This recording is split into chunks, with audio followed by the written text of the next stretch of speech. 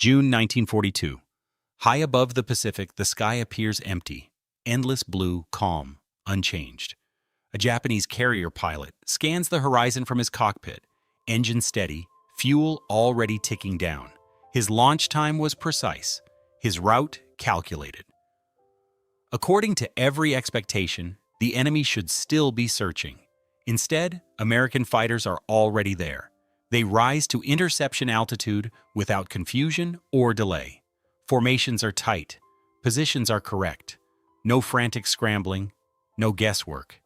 The encounter unfolds as if the timing had been agreed upon in advance. This is not the first time. Across recent missions, Japanese pilots have begun to notice the pattern. Task forces detected too quickly. Strike routes anticipated. American carriers absent when expected, then suddenly waiting somewhere else. Weather and luck no longer explain it. Inside the cockpit, there is no room for analysis. Only a growing certainty that something unseen is shaping the war before aircraft ever leave the deck. When the pilot lands, the flight deck feels different, quieter, less confident. Because surprise, the foundation of naval air warfare, no longer belongs to him. And that loss will soon demand an explanation far beyond the sky. At the beginning of the Pacific War, the Imperial Japanese Navy believed that secrecy was its strongest shield. Distance, discipline, and mathematics combined to protect its operations from enemy insight. At the center of that belief stood JN-25, the primary naval code governing fleet movements, carrier operations, and strike coordination. It was complex, layered, and revised regularly. To Japanese planners, this meant security. To Japanese pilots, it meant confidence. Radio discipline reinforced that trust. Transmissions were short and controlled. Call signs changed frequently. Casual chatter was forbidden.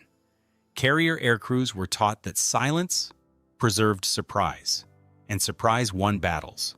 The system appeared airtight. Early victories seemed to prove it. Pearl Harbor, achieved through near-total surprise, shattered American confidence. Japanese naval aviation surged across the Western Pacific with speed and coordination that overwhelmed Allied defenses. British strongholds fell. American forces retreated.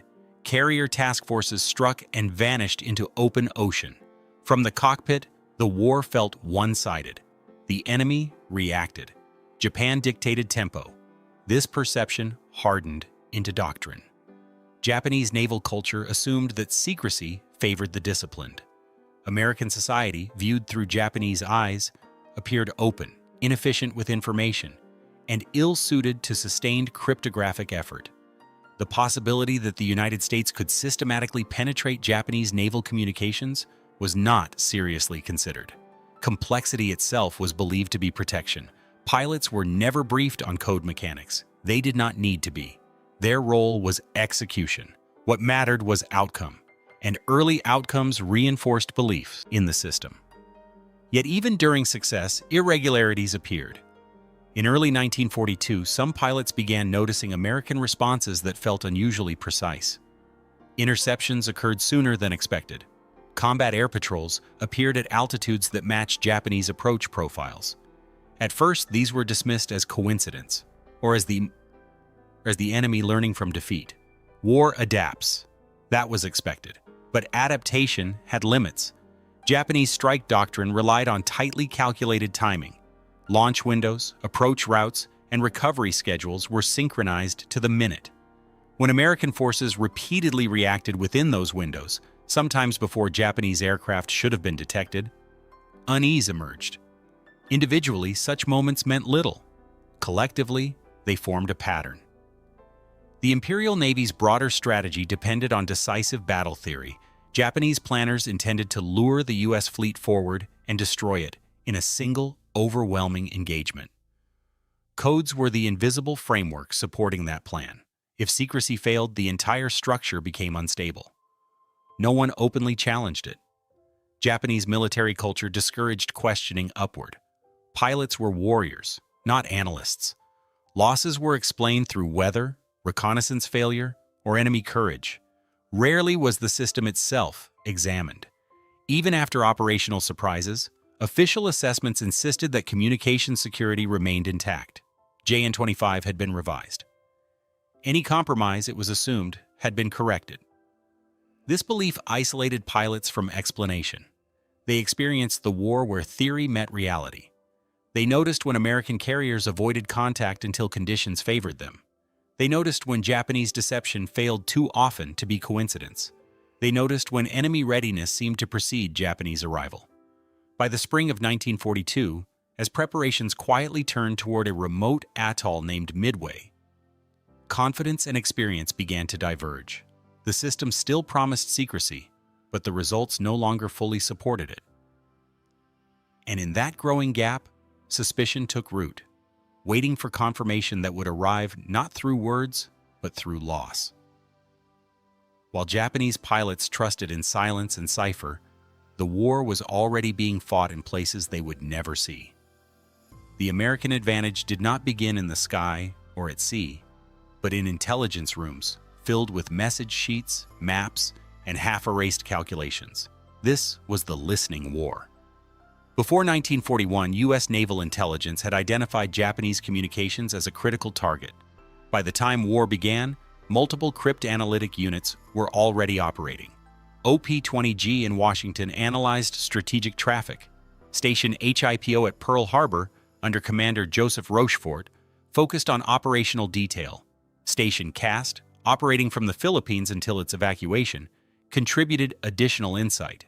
These units did not fully decrypt Japanese naval codes, but they did not need to. JN-25 was attacked through pattern recognition rather than complete translation. Analysts studied repeated number groups, common operational phrases, and habitual formatting. Over time, fragments accumulated. When combined with reconnaissance, traffic analysis, and radio direction finding, they produced a picture that was incomplete, but actionable. Most importantly, American intelligence learned how the Japanese Navy thought. Operational habits mattered as much as words. Carrier groups followed doctrine. Replenishment cycles revealed intent. Even when code additives changed, behavior remained predictable.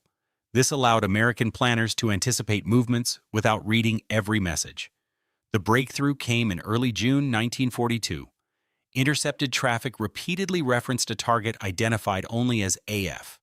Its importance was clear, but confirmation was needed.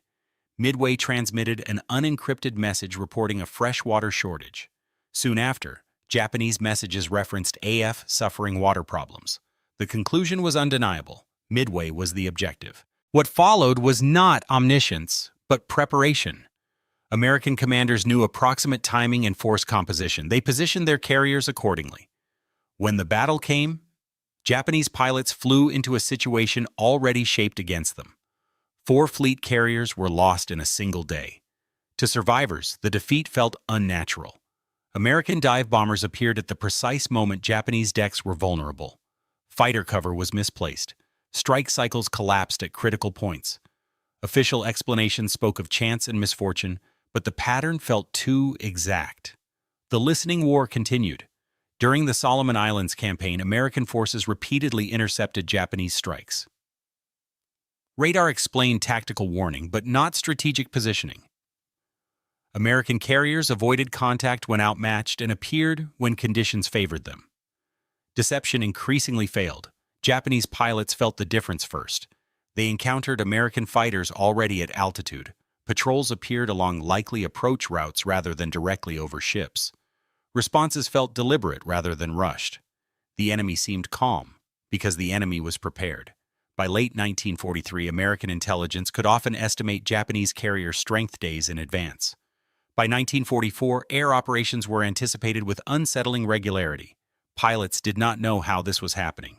They only knew that it was. The advantage remained invisible by design. Pilots were never told. Commanders avoided discussion. To acknowledge compromise risked panic and further exposure. And so the system continued. Unquestioned from above, doubted from below. By now, suspicion was no longer fleeting. It had become a quiet understanding shared among men who had watched coincidence disappear from the war. And that understanding would soon be tested in the final carrier battles, where preparation mattered more than courage. For Japanese naval pilots, realization did not arrive as a single revelation. It formed gradually through repetition. The sky, once defined by uncertainty, began to feel predictable. Not for them, but for the enemy. The first angle was human. Carrier pilots lived by timing. Fuel margins were narrow. Navigation relied on dead reckoning over empty ocean. Surprise was essential. Yet increasingly, American fighters appeared where Japanese pilots expected empty air. Interceptions happened earlier. Altitudes matched approach profiles. There was no frantic scrambling, only readiness. Pilots spoke of it cautiously, in ready rooms, on night watches, not as accusation, but as observation. The enemy seemed to know when to wait. The second angle was tactical. Japanese doctrine emphasized long-range coordinated strikes. This assumed delay on the enemy's side, time to detect, time to react. That delay began to vanish. During the Guadalcanal campaign, pilots flying from Rabaul and carrier decks alike encountered American patrols positioned along approach corridors rather than directly over ships. The pattern suggested anticipation, not reaction. Radar explained some of it. Radar did not explain how American carriers positioned themselves days in advance. Pilots noticed that American task forces avoided battle when Japanese strength was high and appeared aggressively when it was not. Feints failed too often. Diversions were ignored. When missions were delayed or altered, American responses sometimes shifted as well. The third angle was leadership. Japanese pilots trusted command. Many had trained under the officers directing fleet operations. Questioning them was unthinkable. Yet explanations increasingly felt incomplete. Losses were attributed to weather, reconnaissance failure, or enemy numbers. These explanations did not account for consistency. Radar could detect aircraft. It could not predict carrier locations. Yet American carriers repeatedly escaped Japanese strikes and reappeared under favorable conditions. For pilots, this suggested foresight beyond technology. The fourth angle was emotional. Flying into combat believing in surprise required confidence. Flying while suspecting that surprise was gone required resignation. This did not weaken resolve, but it changed perspective. Losses no longer felt random. They felt confirmatory. Pilots continued to fight aggressively. Courage did not diminish, but confidence in the system eroded quietly. The war felt increasingly arranged. The final angle of this section was silence. No official inquiry reached the flight decks. Codes were said to be secure. The system remained unquestioned from above. Below, pilots adjusted psychologically, not strategically. They learned to expect interception. They learned to accept inevitability. By late 1943, many Japanese naval aviators no longer believed they were facing an enemy who merely reacted faster. They believed they were facing one who already knew. And that belief would sharpen as the war moved toward its decisive phase, where patterns would become impossible to ignore. As suspicion settled into experience, Japanese pilots began refining their understanding of the enemy's advantage. It was no longer enough to say that Americans were better equipped or increasingly skilled. The advantage felt structural, embedded into how the war unfolded. One angle was the enemy's composure. Japanese pilots noticed that American air units rarely appeared rushed. Fighters climbed deliberately, conserved altitude, and disengaged when conditions were unfavorable. Engagements felt planned rather than improvised. This composure suggested confidence rooted not in bravery alone, but in information. Decisions seemed to have been made earlier, long before aircraft came into view. Another angle was the relationship between technology and knowledge. Radar changed air combat fundamentally, especially at night. Japanese pilots accepted this. What they struggled to accept was how consistently radar seemed to be used at precisely the right moment. Radar provided warning, but it required direction. Someone had to know when to watch closely, and where. Pilots began to suspect that radar was the final link in a longer chain. Something informed patrol schedules. Something shaped interception zones. Something told American commanders where to place their strength. The next angle was moral, though it remained unspoken during the war. Japanese pilots were sent into combat without awareness that their operational plans might already be compromised. They accepted danger willingly, but not blindness. As losses mounted, some aviators felt a quiet sense of betrayal, not personal, but institutional. They had trained for a war of maneuver and surprise. They found themselves fighting a war already interpreted by the enemy. This feeling deepened during major carrier engagements. By the Battle of the Philippine Sea in June 1944, Japanese naval aviation was already weakened by fuel shortages and reduced training. Yet what shocked survivors was not simply defeat, but the thoroughness of American preparation. Defensive patrols were layered. Engagement zones were established well in advance. Japanese formations flew into a system already aligned against them. Pilots later described the experience as flying into a mechanism rather than a battle. Another angle emerged only after the war. In memoirs and post-war interrogations, Japanese naval officers and aviators revisited these experiences with hindsight. Writers such as Masatake Okumiya and Hara Tameichi openly questioned how American forces repeatedly anticipated Japanese movements. Pilots reading these accounts recognized their own wartime doubts reflected back with clarity. What had once been suspicion gained historical grounding. The final angle was inevitability. Once pilots accepted that the enemy possessed foreknowledge, their understanding of the war changed permanently. Each interception reinforced the belief. Each failed deception confirmed it. Combat became less about outmaneuvering the enemy and more about enduring an opponent who seemed always positioned correctly. This did not produce surrender. It produced acceptance. Japanese pilots did not claim during the war that America had broken their codes. They did not have proof. What they said carefully was that the enemy knew too much, too early, too often. By 1944, coincidence no longer explained the pattern.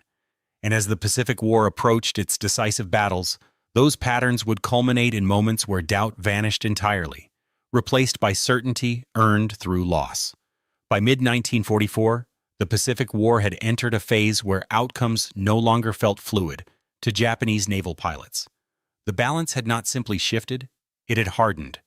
What had once been doubt now solidified into certainty, not through confession or discovery, but through repetition. The decisive change was not a single engagement, it was the disappearance of surprise. This became unmistakable during the final carrier battles. In the Mariana Islands campaign, Japanese air units launched under severe constraints: limited fuel, reduced training, inexperienced replacements. Yet even allowing for these disadvantages, the manner of defeat felt different. American carrier groups were positioned with an accuracy that could not be explained by reaction alone. Fighter screens were layered where Japanese aircraft emerged. The response was calm, not hurried. Pilots described seeing American fighters already at altitude, engines throttled for engagement, as if the encounter had been expected. There was no scramble, no uncertainty. The sky felt claimed. Timing troubled them most. Strike groups that should have reached American task forces before interception were engaged miles out. Even when Japanese units altered routes or launch times, American defenses often adjusted in parallel. The enemy was not reacting faster. He was reacting first. Official explanations remained unchanged. Command briefings cited radar, improved American training, and numerical superiority. All were true. None explained why American carriers consistently avoided unfavorable engagements. Japanese planners attempted feints and diversions. Again and again, they failed. The enemy ignored what did not matter and concentrated precisely where it did. For pilots, the implication became unavoidable. Someone was reading the plan, not visually, not tactically, but at its source. Post-war recollections later captured what pilots felt at the time. The Battle of the Philippine Sea, later called the Great Marianas Turkey Shoot, was remembered not just as a defeat, but as confirmation. American forces fought as if the engagement had already been outlined. Japanese pilots flew into interception zones that felt prearranged. Losses mounted with mechanical efficiency. By now, doubt had ended. Pilots did not need proof. The pattern itself was proof. The enemy knew where to be. The enemy knew when to strike. Courage could not overcome preparation of that scale. This realization did not bring panic. It brought clarity. Japanese pilots understood that the invisible battle, the one fought in intelligence rooms, had already been lost. The air war merely revealed the outcome. By late 1944, many no longer believed the war could be turned through skill or bravery alone. What they did not yet know was how long this advantage had existed. That truth, that American crypt analysts had been listening from the earliest months of the war, would only emerge later. But even without that knowledge, pilots understood something essential. They had been fighting an enemy who already knew the shape of the battle before it began. And that certainty would deepen in the final months, as the last illusions of unpredictability vanished entirely. As 1944 moved toward its end, Japanese naval aviation entered its final stage. Carrier operations were rare. Aircraft were few. Fuel was scarce. For the pilots still flying, the war had narrowed to survival rather than maneuver. Yet even in this reduced form, the enemy's foreknowledge remained evident. The Battle of Leyte Gulf in October 1944 marked the effective end of Japanese carrier aviation as a strategic force. Though complex in execution, the outcome felt familiar to those in the air. American forces countered Japanese movements with speed and confidence. Feints designed to draw carriers away achieved limited success, but the main effort was detected and neutralized. Pilots flying long-range missions encountered American defenses positioned with unsettling accuracy. Patrol zones overlapped. Interception altitudes were precise.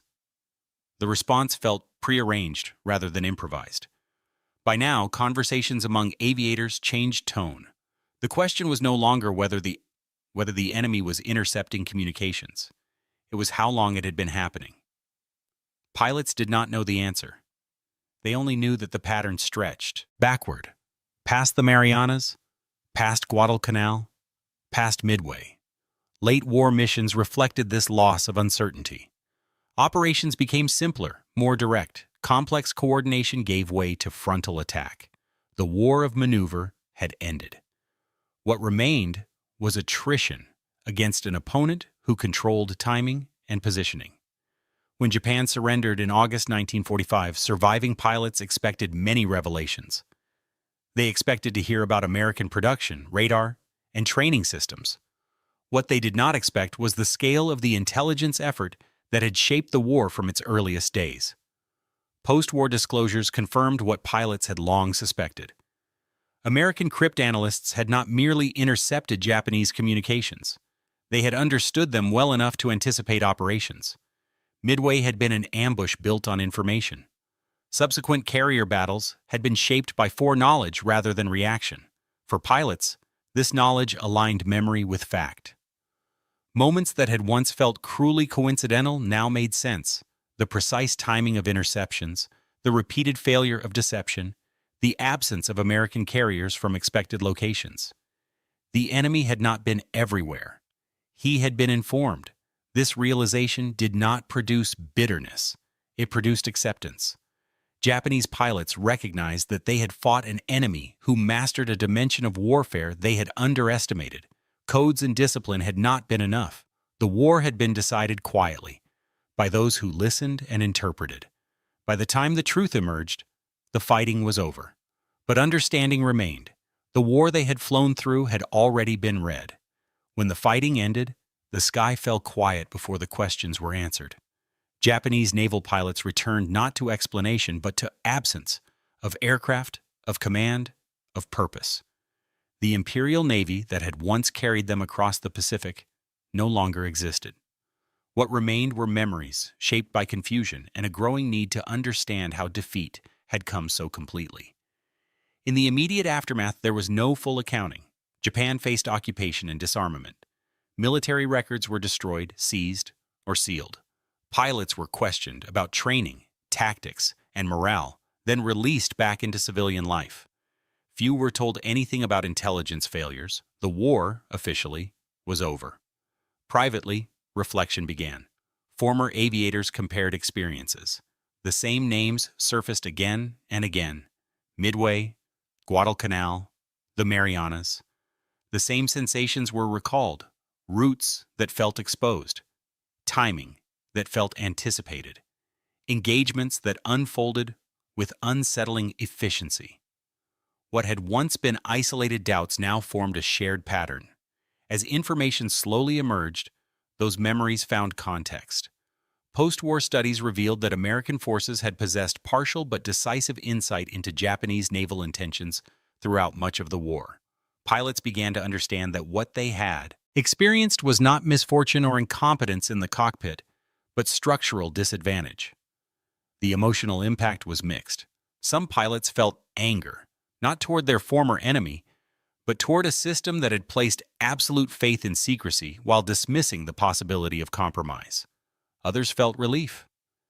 The sense of inevitability they had felt in combat was no longer personal failure. It had been the product of a hidden imbalance. Japanese naval officers, writing after the war, gradually acknowledged this reality. Figures such as Masatake Okumiya and Hara Tamechi openly questioned how American forces repeatedly anticipated Japanese movements. Their accounts validated the quiet doubts pilots had once carried alone. For many aviators, this brought closure. They no longer needed to search for unseen mistakes in their flying. The war they fought had been shaped far beyond the cockpit. Their experience of flying into prepared skies had been real. Silence allowed understanding. Pilots wrote memoirs, spoke with historians, and revisited battles with the benefit of hindsight. In doing so, the Pacific War became more than a story of aircraft and courage. It became a lesson in how information, once lost, cannot be recovered. And as the truth continued to surface, one final realization remained. This invisible war had not ended with surrender. Its consequences were only beginning to be understood. In the years following Japan's surrender, the final dimensions of the Pacific War emerged with clarity. What had once been hidden behind secrecy and necessity entered the historical record. For Japanese naval pilots, this period transformed suspicion into confirmation. American accounts detailed the scope of the cryptanalytic effort that had underpinned the war. Units such as Station HIPO, once anonymous, were acknowledged as decisive. The work of analysts like Joseph Rochefort and Edwin Layton was recognized for turning fragments of intercepted traffic into strategic advantage. For Japanese veterans, these disclosures were sobering. The Battle of Midway, long remembered as catastrophic misfortune, was reinterpreted as a calculated ambush. American carriers had not arrived by chance. They had waited. The loss of 4 fleet carriers in a single day was no longer inexplicable. It was planned. Other operations aligned with similar clarity. Deceptions that failed. Strikes intercepted with uncanny timing. Carrier forces that avoided battle until conditions favored them completely. Pilots recognized these moments instantly. They had lived them. American histories emphasized restraint as well as success. Intelligence was not always acted upon immediately. To protect the secret, American commanders sometimes allowed Japanese units to escape. This explained why the enemy had not appeared omniscient, only selectively precise. For Japanese pilots, this detail resolved a final uncertainty. Japanese official histories eventually acknowledged intelligence failure as a central cause of defeat. The Imperial Navy's confidence in complex codes and disciplined radio procedure had fostered overconfidence. When compromise occurred, it went undetected. For pilots, this completed the picture. Their experiences were no longer isolated or subjective. They were evidence of a larger collapse. The war had turned not through a single mistake or battle, but through the loss of informational control. As understanding deepened, memory shifted. Japanese pilots no longer described the war solely in terms of aircraft or tactics. They spoke of timing, anticipation, and preparation. Their recollections aligned with the historical record of a war shaped by listening rather than guessing. By the time the full truth emerged, decades had passed. But the realization remained clear. The battles they remembered had been only the visible surface of a deeper contest, one decided quietly, patiently, and without spectacle. And with that knowledge in place, reflection became unavoidable. The Pacific War is remembered for carrier decks, burning aircraft, and pilots climbing into the sky with fuel and courage measured to the minute. Yet beneath those visible battles ran another conflict, silent, deliberate, and decisive. It was a war of listening. For Japanese naval pilots, this truth emerged gradually. They felt it in the timing of interceptions, in the absence of surprise, in the sense that the enemy arrived already prepared. Long before official confirmation, the sky itself revealed that something fundamental had changed. What defeated them was not simply superior aircraft or greater numbers. It was an opponent who learned how to see without being seen. By breaking naval codes and understanding operational habits, the United States reshaped uncertainty into advantage. Battles were influenced before aircraft ever launched.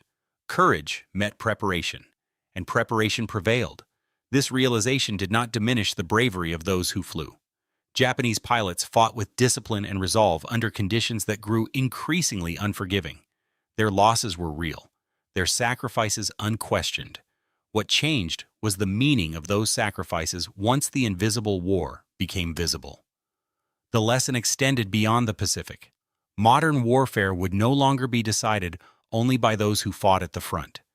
Intelligence, cryptography, and information control became as decisive as weapons themselves. The pilot in the cockpit and the soldier on the ground would always fight within a framework shaped elsewhere, by those who listened, analyzed, and anticipated. For the men who once scanned the Pacific horizon, the war's final truth arrived only in peace. The enemy had not been everywhere. He had been ahead. And in that realization lies the enduring message of their experience. Wars are often decided long before the first shot is fired, not by force alone, but by knowledge quietly gained and carefully used. The sky remembers the battles. History remembers who understood them first. June 6, 1944, 9:45 in the morning. Colonel General Alfred Jodl stood outside the Berghof's main hall, his hand lifting to knock, then dropping again. Behind him, two junior officers waited, faces drained of color. Through the heavy wooden door, nothing. No sound, no movement. The Führer was still asleep. Jodl had already been awake for 4 hours. The first reports reached him at 5:30 that morning.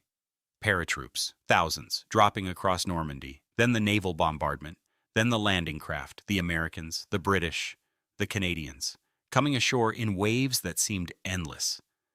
And now he stood outside a bedroom door, afraid to knock. He wasn't alone in that fear. Every officer at the Berghof knew the rules. The Führer had taken his sleeping medication the night before. He never woke before 10 Hunte, often not until 11 Hunke. Anyone who disturbed him risked an explosion of rage that could end careers. Or worse. Jodl had seen men transferred to the Eastern Front for smaller offenses. He'd seen others simply disappear, but this was different. This was the invasion. Jodl knocked, soft at first, then harder. Nothing. He knocked again, calling out, "Mein Führer, urgent news from France." Still nothing. The sleeping pills Hitler took were strong, prescribed by his personal physician, Dr. Theodor Morell, a cocktail of barbiturates that put him into a sleep so deep that even artillery fire during his visits to forward headquarters had barely stirred him. Jodl knocked harder. Minutes passed, finally, movement inside. Shuffling. A curse. The door opened. Hitler stood there in his nightshirt, hair uncombed, face puffy with sleep and irritation.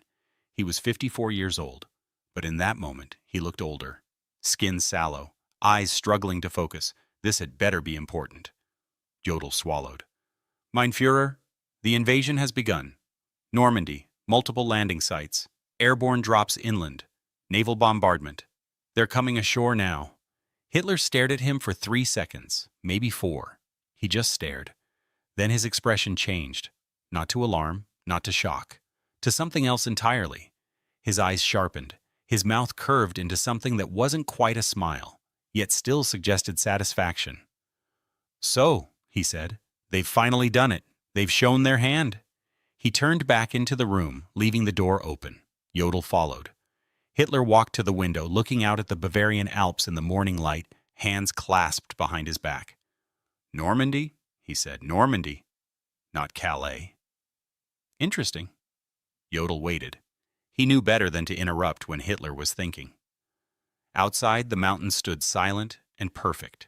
utterly removed from the chaos unfolding hundreds of miles to the west. Birds sang. Somewhere below, a dog barked. The war felt very far away. "It's a feint," Hitler said finally.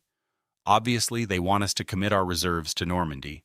Then they'll launch the real invasion at Calais, the Pas-de-Calais. That's where it makes sense. Shortest crossing, closest to Germany. This is Eisenhower trying to be clever."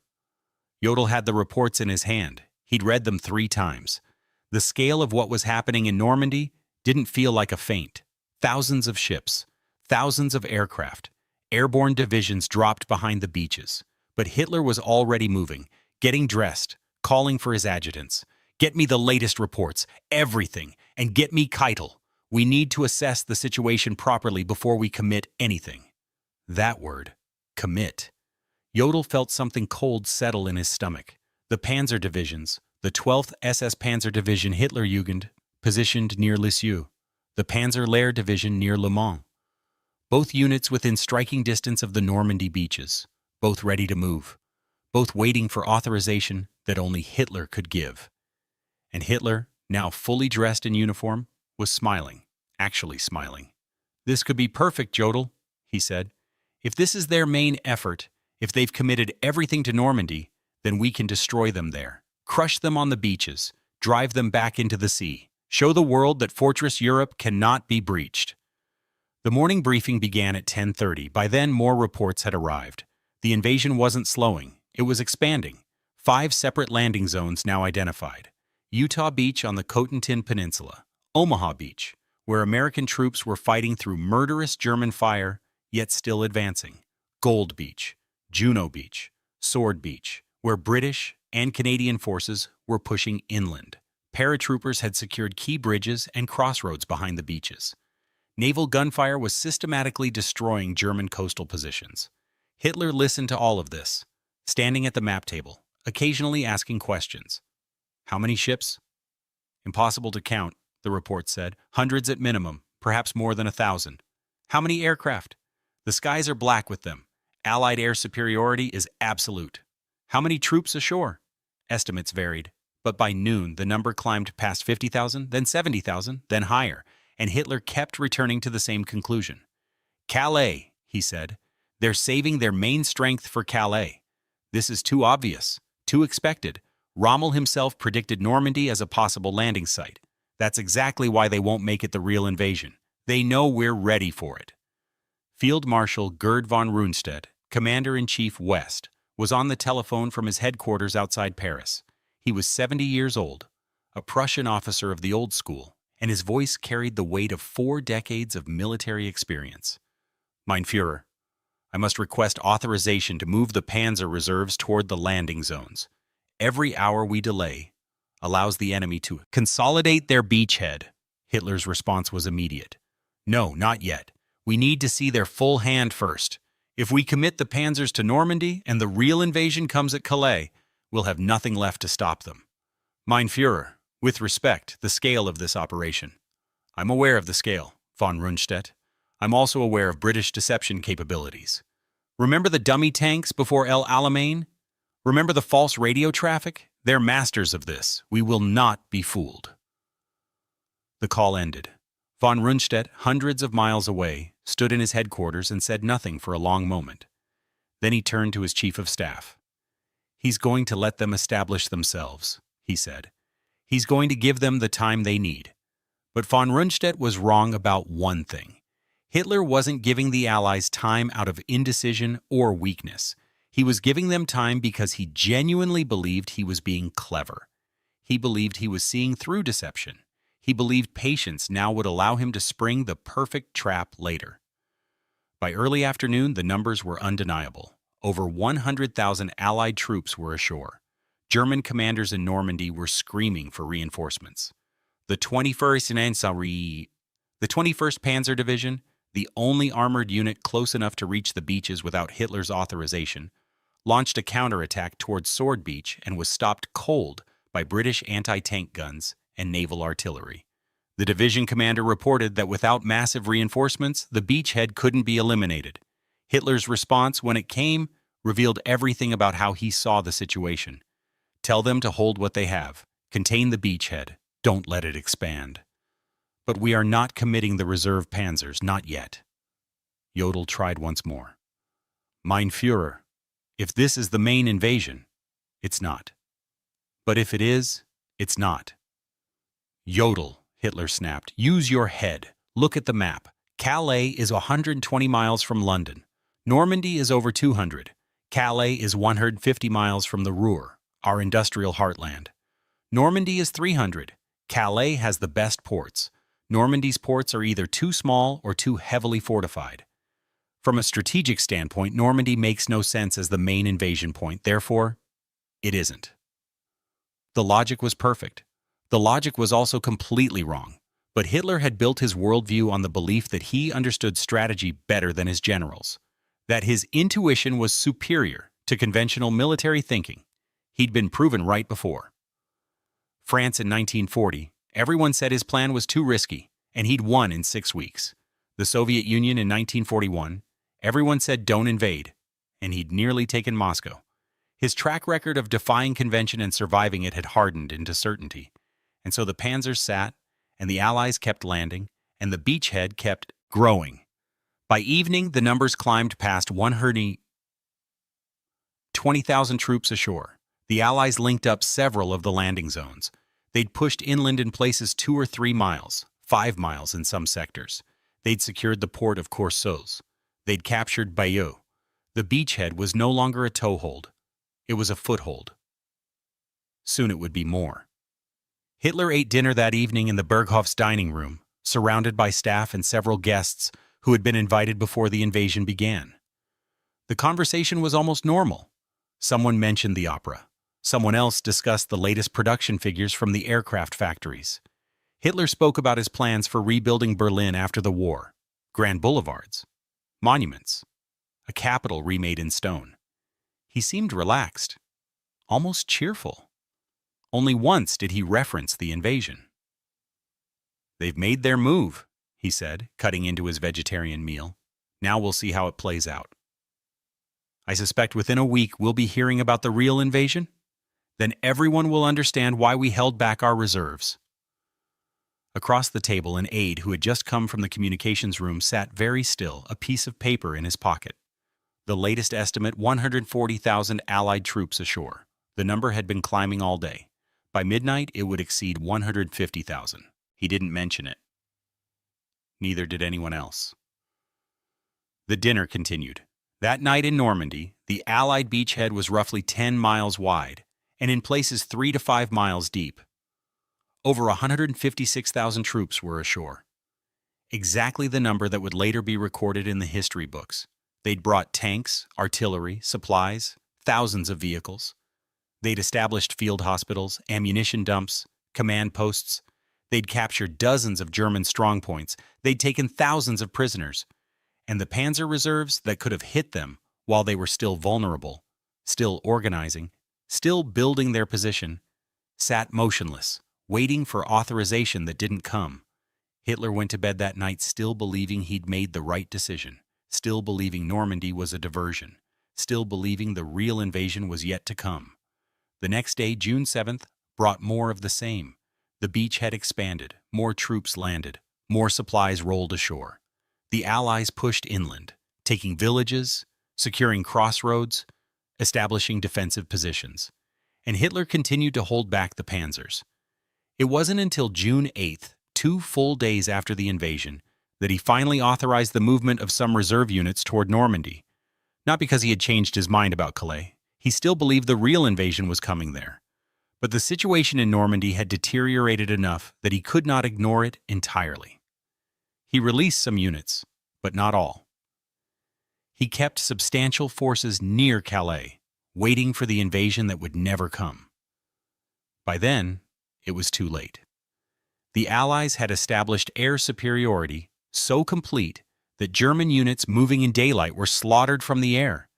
The panzers that finally did move toward Normandy took days to get there, traveling only at night, hiding during the day, losing vehicles and men to Allied fighter bombers. When they finally reached the front, they arrived piecemeal. Small groups, too weak to launch the massive counterattack that might have driven the Allies back into the sea.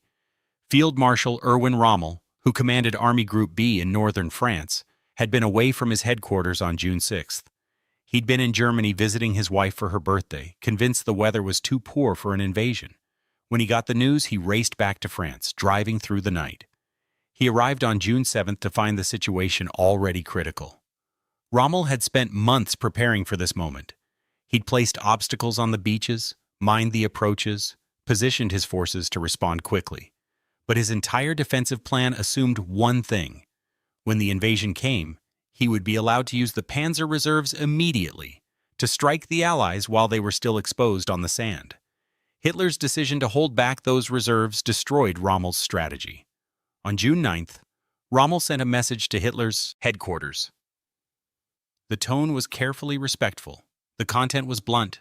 The situation in Normandy was deteriorating. The Allies were consolidating. Without massive reinforcements, without full commitment of the panzer reserves, the beachhead couldn't be eliminated. Every day that passed made the Allied position stronger. Hitler's response came back the same day. Hold what you have. Contain the enemy. The reserves will be committed when the situation clarifies. Rommel read the message twice. Then he turned to his chief of staff. He still thinks Calais is coming, he said. He's going to wait until it's impossible to stop them. He was right. Hitler's conviction that Normandy was a feint lasted for weeks. Even as the Allies poured more divisions into France, even as they broke out of the beachhead and began pushing toward Paris, Hitler kept substantial forces near Calais, waiting for an invasion that existed only in his mind. The Allied deception operation, Operation Fortitude, which created a phantom army group in southeastern England supposedly preparing to invade Calais, was so successful that Hitler believed in it long after reality should have shattered the illusion. June 17, 1944. Hitler agreed to meet with Rommel and von Rundstedt at a bunker complex near Margaville in northern France. It was Hitler's first visit to France since 1940, and he arrived by car, refusing to fly because of Allied air superiority. The meeting was tense from the start. Rommel laid out the situation. The Allies now had over 500,000 troops in France. They controlled a beachhead 60 miles wide and 10 to 15 miles deep. Supplies were coming in faster than the Germans could interdict them. German forces were being ground down under constant Allied attack, supported by overwhelming air power and naval gunfire. The situation was critical. Hitler listened. Then he responded. And his response showed how far he had detached from reality. The solution is simple, he said. We hold every meter of ground. No retreats, no withdrawals. Every position is a fortress. We make them pay for every inch. Von Rundstedt, the old Prussian, couldn't stay silent. Mein Führer, that strategy means we'll lose the army in France. If we can't maneuver, if we can't fall back to better positions, they'll destroy us, piece by piece. Hitler's face flushed. Fall back? Fall back to where? Germany? You want to give them France without a fight? I want to preserve the army, von Rundstedt said, so we can continue fighting. If we lose the army in France, we lose the war. We lose the war if we show weakness, Hitler snapped, voice rising now, hands shaking. Every time we retreat, it encourages them. Every time we give ground, it proves they can beat us. We hold. We hold everything. That's an order. Rommel tried a different approach. Mein Führer, perhaps we could discuss a political solution. Approach the British and Americans, negotiate some kind of separate peace, then concentrate all our forces against the Soviets in the East. Hitler exploded. Political solution? Negotiate with Churchill? With Roosevelt? They want unconditional surrender. They want to destroy Germany. There is no political solution. There's only victory or death. The meeting deteriorated from there. Hitler accused his generals of defeatism, of lacking faith, of not understanding the bigger picture. He brought up 1940 again, how everyone had doubted him then, and he'd been proven right. He talked about new weapons that were coming, the V-1 flying bombs that had just started hitting London, the V-2 rockets that would follow, the new jet fighters that would sweep the Allies from the skies. Rommel and von Rundstedt left knowing nothing had changed. Hitler would continue to insist on holding every position. He would continue to refuse strategic withdrawals. He would continue to believe willpower could overcome material superiority. Back in Normandy, the grinding continued. German units fought hard, often brilliantly, but they were fighting a losing battle. Allied material superiority was overwhelming. For every German tank, there were 5 Allied tanks. For every German aircraft, there were 20 Allied aircraft. For every German shell fired, the Allies fired 50. The mathematics of attrition were inexorable. And through it all, Hitler kept returning to the same themes. This was a test of will. The side that refused to break would win. Germany had overcome worse situations before. The enemy was weak, divided, and would collapse if hit hard enough. On July 20th, 1944, a group of German officers tried to kill Hitler with a bomb at his headquarters in East Prussia. The assassination attempt failed. Hitler survived with minor injuries. His response revealed how he viewed the entire military situation. The problem wasn't his strategy. The problem wasn't his decisions. The problem was treason, betrayal, weakness among his generals. The purge that followed killed or imprisoned thousands of officers. Many had nothing to do with the plot. But Hitler saw conspirators everywhere now. His paranoia, already intense, became absolute.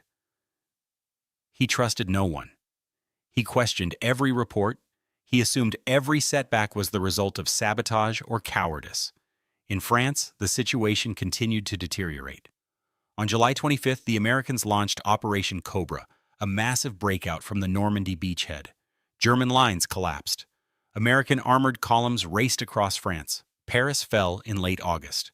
By September, Allied forces were approaching the German border, and Hitler's explanation for all of it remained the same. Betrayal, incompetence, lack of will. Never his own decisions.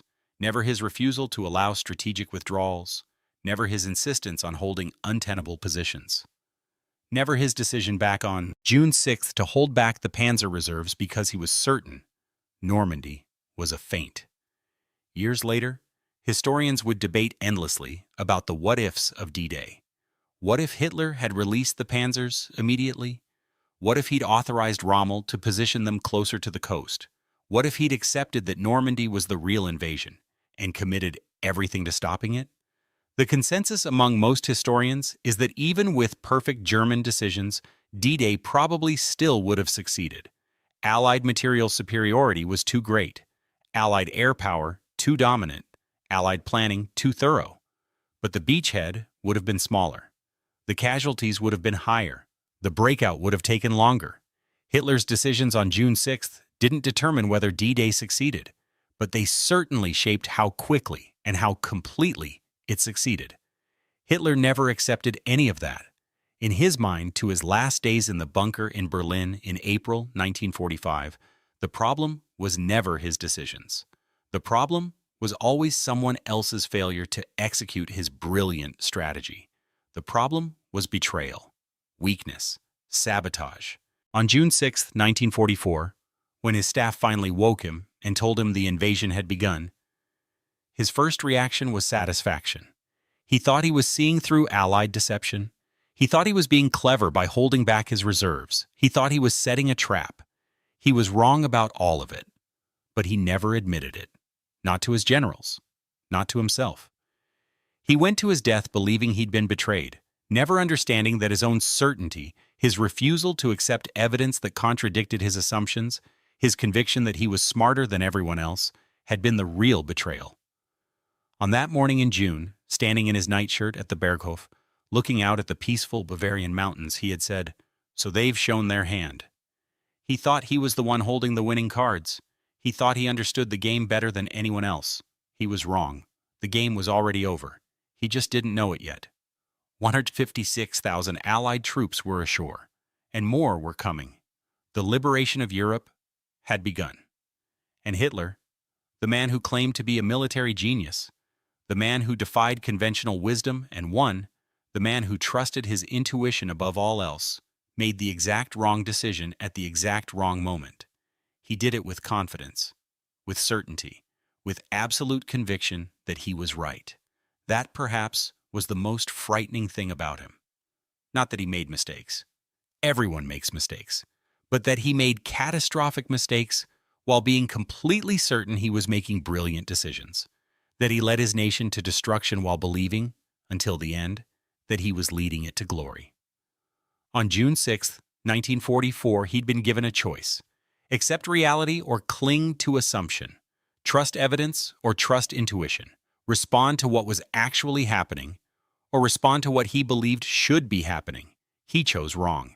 And by the time he realized it, if he ever truly did, it was far too late to matter.